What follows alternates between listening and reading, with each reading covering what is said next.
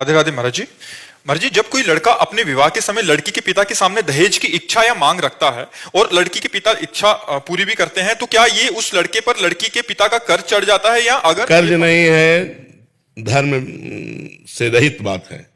ब्याह सुयोग्य कन्या सुयोग्य वर देख करके तय किया गया, ब्याह हो गया। अब लड़की पक्ष का जो भाव था वो वर पक्ष को दे दिया, बातचीत नहीं हुई। कहीं भी हमें शास्त्र में नहीं लिखा मिला कि उन्होंने हमसे कहा कि हम इतना इतना इतना देंगे। वो कन्या दी, उसके साथ जो उनका भाव रहा, वो चाहे 1000 सोने के रथ, 1000 हाथी, ये वो दे दिए। मांगना, तय करना, ये बिल्कुल शास्त्र विरुद्ध आचरण है, बिल्कुल नहीं करना चाहिए। किसका प्रश्न है? हाँ, बिल्कुल नहीं करना चाहिए। ना तो लड़के पक्ष को ये बात रखनी चाहिए, लड़के पक्ष को बात रखनी चाहिए तुम्हारी लड़की हमारे लड़के के सुयोग्य वर ये काफी है, अब आपका जो मनावे सो दे देना, हम उसकी आकांक्षा नहीं रखते।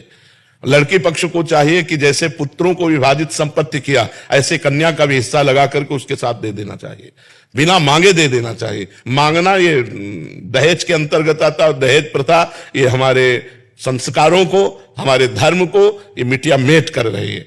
लड़की हुई, सुनते ही उसका पिता जल जाता है। लड़की हुई क्यों? क्योंकि अब दहेज देना पड़ेगा। दहेज में लोग ऐसे मांग रहे हैं कि पूछो मत। वो किसी तरह कमा खा करके जी रहा है, अब वो लाखों का पर्चा बना देते, तो इससे तो लोग गर्भ में लड़की पात करवा देते। अगर देखा या गर्भ हुआ, लड़की हुई, तो इन प्रकार वो नष्ट करना चाहते हैं। ये दहेज प्रथा ही तो ऐसे आचरणों को प्रेरित करती है। और तुम अपनी कमाई से नहीं तृप्त होगे, वो लड़की दे, केवल लिंग परिवर्तन से ही तुम महान हो गए क्या? वो भी तो एक शरीर आ रहा है तुम्हारे पास, और तुम भी एक शरीरधारी हो। तुम पुरुष लिंग हो, केवल इसलिए तुम महान हो गए। वो स्त्री लिंग है तो लघु हो गई क्या?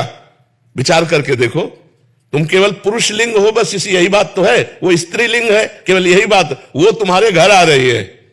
ब्याह का तो मतलब है कि जो पान फूल बने वो हम आपके चरणों में समर्पित करते हैं, अपनी बेटी समर्पित करते हैं, आप आनंद से गले लगा करके उनको विदा किया, ये बात रही। और ये दहेज प्रथा जब तक रहेगी हमारे समाज में कलंक है, कैंसर है ये, जो लड़कियों के अस्तित्व को मिटाने वाली है, जो लड़की के प्रति हे भाव पैदा करने वाली। और ये लोग नहीं समझते कि आज हमारे राष्ट्र की प्रथम पुरुष राष्ट्रपति लड़की ही है।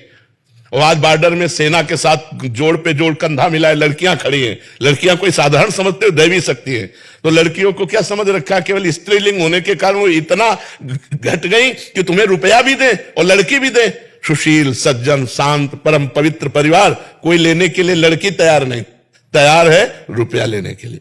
10 लाख फलदान में दीजिए, इतने परीक्षा में दीजिए, इतने ब्याह में दीजिए। किसान आदमी 10 लाख कहां से देगा? किसान आदमी को जीना मुश्किल होता है, उसकी सिंचाई, उसकी मल, बहुत कोई 100-200 बीघा का जमींदार हो तो बात अलग है। 10-10 बीघा जमीन है, उसी से पूरे परिवार का पोषण होता है। कुछ चंद रुपए बचे, वो स्कूल आदि की पढ़ाई, कपड़ा लत्ता, इसमें खर्चा होता है। बड़े खर्चा गृहस्थी में होते हैं। तो ब्याह का मतलब खूब बढ़िया खवा पिया दिया, जो रूखा सूखा है वो तुम्हें दे दिया, और बिटिया लो और कमाओ खाओ जाके। अब ये जो दोहन किया होती है दहेज में, ये बिल्कुल निषिद्ध है। हमें लगता है न देना चाहिए न लेना चाहिए, दोनों के विरुद्ध में बात रखनी चाहिए। न देना चाहिए न लेना चाहिए। आप जी के आशीर्वाद से हमारे पास चारों तरफ इतनी लड़कियां हैं जी, 1000 लड़कों पीछे 1100-1200 लड़कियां हैं। तो मेरी माता जी कहते हैं बोले जितनी लड़कियां होगी उतने डीजे हमारे ज्यादा बजेंगे। बिल्कुल बिल्कुल बिल्कुल